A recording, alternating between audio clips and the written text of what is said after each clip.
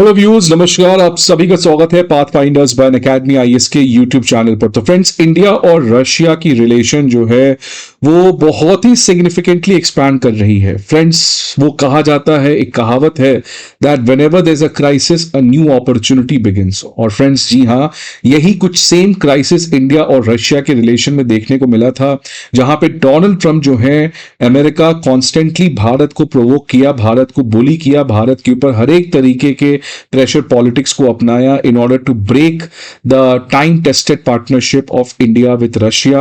और इसी क्राइसिस के बीच में भारत और रशिया दूर जाने के अलावा और ज्यादा करीब आते हुए दिख रहे हैं और बहुत ज्यादा नए नए पार्टनरशिप की जो अपॉर्चुनिटीज हैं वो अब दोनों कंट्री एक्सप्लोर कर रहे हैं।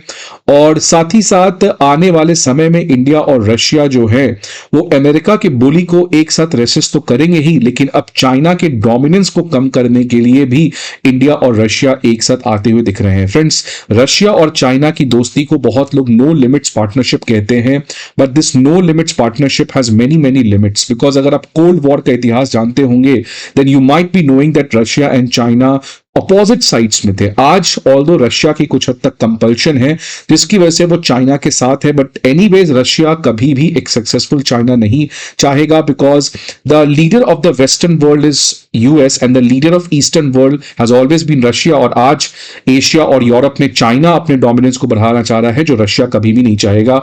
और इसलिए फ्रेंड्स, रशिया एक तरफ चाइना के साथ काफी सिग्निफिकेंट पार्टनरशिप रख रहा है, लेकिन दूसरी तरफ अब रशिया भी चाइना के डोमिनेंस को खत्म करने के लिए भारत को और ज्यादा सपोर्ट करते हुए दिख रहा है। तो फ्रेंड्स, दोनों कंट्री की जो रिलेशन है आज 21st सेंचुरी के चैलेंज को देखते हुए बहुत तेज रेट से अपने रिलेशनशिप में डाइवर्सिफिकेशन देखने को मिल रहा है। एक जमाने में केवल दोनों कंट्री के रिलेशन में डिफेंस पार्टनरशिप था, लेकिन आज आप देखेंगे तो डिफेंस में तो रिलेशनशिप कम हुआ है, बिकॉज एक जमाने में रशिया से हम लगभग 75% डिफेंस इंपोर्ट करते थे, जो आज 40% से घटकर 36% पे आ चुका है। तो वहां पे तो ऑब्वियसली कम हुआ है, बिकॉज इंडिया के पास और भी बेटर ऑप्शंस आज अवेलेबल हैं।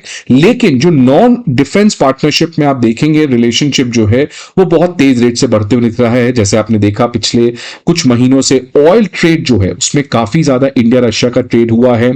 और आज मैं और भी नए नए चीजों के बारे में बात करूंगा जिससे आपको ये जो एक शिफ्ट आया है इंडिया और रशिया के रिलेशन में वो और अच्छे से समझ में आ पाएगा। तो न्यूज देखिए क्या है फ्रेंड्स, कि भारत जो है वो अपना पहला यूरिया मैन्युफैक्चरिंग फैसिलिटी भारत के बाहर अपने सबसे करीबी दोस्त रशिया के यहां खोलने वाला है।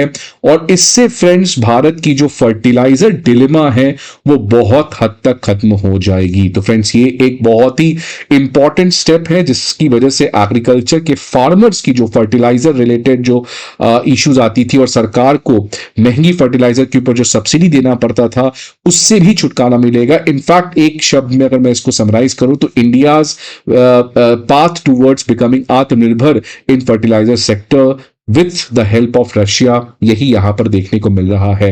ये जो प्रपोज प्रोजेक्ट है फ्रेंड्स, इसका इन्वेस्टमेंट किया जाएगा by Rashtriya Chemicals and Fertilizer, National Fertilizers Limited और इंडिया पोटाश लिमिटेड। तो ये तीनों मिलकर एक ट्राइपार्टाइट सेटअप के अंदर एक फर्टिलाइजर मैन्युफैक्चरिंग फैसिलिटी रशिया में खोलने वाले हैं। और रशिया ही क्यों चुना गया? एक तो ऑब्वियसली हमारा टाइम टेस्टेड पार्टनर है, लेकिन रशिया के पास फर्टिलाइजर बनाने के लिए जो अहम सोर्सेज होता है नेचुरल गैस और एमोनिया, जो भारत में तो नहीं है लेकिन रशिया में तो खूब एबंडेंट रिजर्व है, तो इसको यूज करने की बातचीत चल रही है। फ्रेंड्स, ये बहुत ही ज्यादा पॉजिटिव डेवलपमेंट है, बिकॉज रीसेंट टाइम्स में आपने देखा है कि चाइना कैसे फर्टिलाइजर को भारत भेजने से मना कर दिया था, जिसकी वजह से फर्टिलाइजर प्राइसेस में काफी बड़ा हाइक देखने को मिला था। और खासकर जो खरीफ मॉनसून सीजन है उस समय इसकी किल्लत देखने को मिली थी, जब चाइना यूरिया और अदर सॉइल न्यूट्रिएंट्स के एक्सपोर्ट को रोक दिया था। तो फ्रेंड्स, वहां पे पहली बार भारत के लिए एक वेकअप कॉल मोमेंट हुआ था और उसके बाद से ही रशिया से कहीं ना कहीं तक बातचीत चल रही थी कि कैसे रशिया के अंदर हम लोग इस तरीके का यूरिया मैन्युफैक्चरिंग फैसिलिटी खोल पाए। फ्रेंड्स, भारत की जो इंपोर्ट डिपेंडेंसी है वो काफी सीरियस है। यूरिया में लगभग लगभग 20% हम लोग बाहर से मंगाते हैं।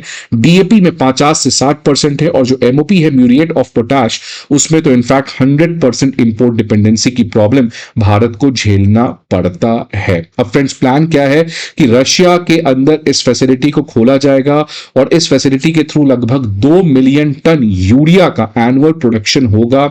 इस समय नेगोशिएशन चल रहा है लैंड एलोकेशन में, pricing for the natural gas and ammonia as well as the transport logistics. तो फ्रेंड्स, काफी तेज रेट से ये डेवलपमेंट जो है वो सामने नजर आते हुए दिख रही है। फ्रेंड्स, ये एग्रीकल्चर सेक्टर में एक बहुत ही बड़ा डेवलपमेंट है। ये तब आ रहा है जब ऑलरेडी इसी महीने प्राइम मिनिस्टर मोदी ने बहुत समय के बाद दो बहुत ही ऐतिहासिक farming related schemes, agriculture related schemes को लॉन्च किए हैं, जिससे भारत की जो एग्रीकल्चर है, जिसमें हमेशा से प्रोडक्शन है, आज प्रोडक्टिविटी को ध्यान देखते हुए नए टेक्नोलॉजीज और तमाम तरीके की मदद जो है वो इन 2 बिग फार्म स्कीम्स के थ्रू दिया जाएगा। और साथ साथ इसमें एक फार्म स्कीम में हम लोग आत्मनिर्भर भारत बनने वाले हैं पल्सेस में, बिकॉज अभी भी भारत जो है वो पल्सेस का सबसे बड़ा कंज्यूमर तो है, सबसे बड़ा प्रोड्यूसर भी है, बट सबसे बड़ा इंपोर्टर भी है। तो फ्रेंड्स, आप देख सकते हैं कि भारत जो है वो डिफेंस सेक्टर में आत्मनिर्भरता, मैन्युफैक्चरिंग सेक्टर में make in India PLI scheme, services sector में ग्लोबल कैपेबिलिटी सेंटर्स, और एग्रीकल्चर सेक्टर में भी फर्टिलाइजर आत्मनिर्भरता, पल्सेस आत्मनिर्भरता, एवरीवेयर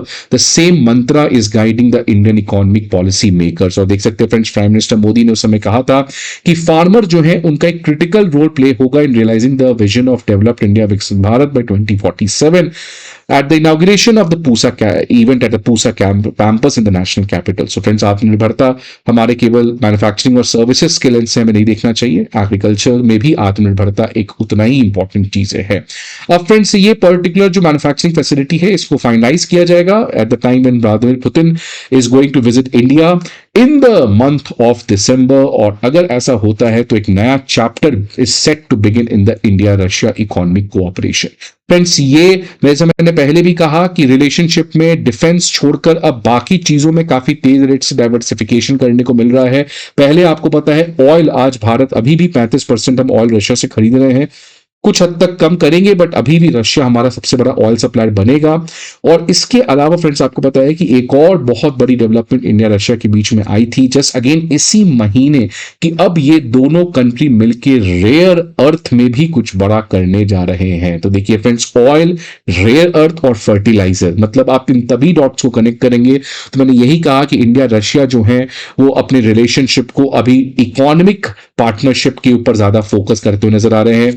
और रशिया का जो ये फार ईस्ट है इसको डेवलप करने में, क्योंकि यहां पे अभी मिनरल रिजर्व्स की भरपूर अवेलेबिलिटी है, बस जरूरत है मैन पावर की, टेक्नोलॉजी की, और वहां पे जाकर प्रोसेस करने की। और इसीलिए फ्रेंड्स, रशिया आज इन रेयर अर्थ को प्रोसेस करने के टेक्नोलॉजीज को काफी सिग्निफिकेंट तेज रेट से बना रहा है, क्योंकि रशिया के ऊपर सैंक्शन लगा है तो वो इन प्रोसेसिंग टेक्नोलॉजीज को बल्क स्केल में दुनिया में नहीं बेच सकता है, जिससे दुनिया भर में इन क्रिटिकल मिनरल्स और रेयर अर्थ मैग्नेट्स की जो शॉर्टेज है, बिकॉज चाइना इनको वेपनाइज कर रहा है, वो कम हो सके। इसलिए रशिया जो है वो भारत की कंपनी के साथ टाई अप करके इस टेक्नोलॉजी को कमर्शियलाइज करेगा, जिससे एक और बड़ी डेवलपमेंट यहां पे दोनों कंट्री के बीच में देखते हुए मिल रही है। फ्रेंड्स, सबकी नजर और सबकी एक्सपेक्टेशन इस साल की सबसे इंपॉर्टेंट विजिट पे होने जा रही है, जो कि रशिया के प्रेसिडेंट व्लादिमीर पुतिन का पहला विजिट भी होने जा रहा है न्यू दिल्ली में दिसंबर में आफ्टर 2021। उसमें friends Sukhoi 57 S-500 fertiliser, people to people ties, because Russians have said they are going to recruit around 1 million Indian workers, as well as fertiliser plant, rare earth, और भी सारे बहुत सारे पाइपलाइंस में है। तालिबान को लेकर भी बातचीत हो सकती है। So let's wait for the most awaited and the most expected meet and the public display of the bromance between Vladimir Putin and Prime Minister Modi. Friends, I hope you like the video. See you again some other video. Till then, goodbye and take care.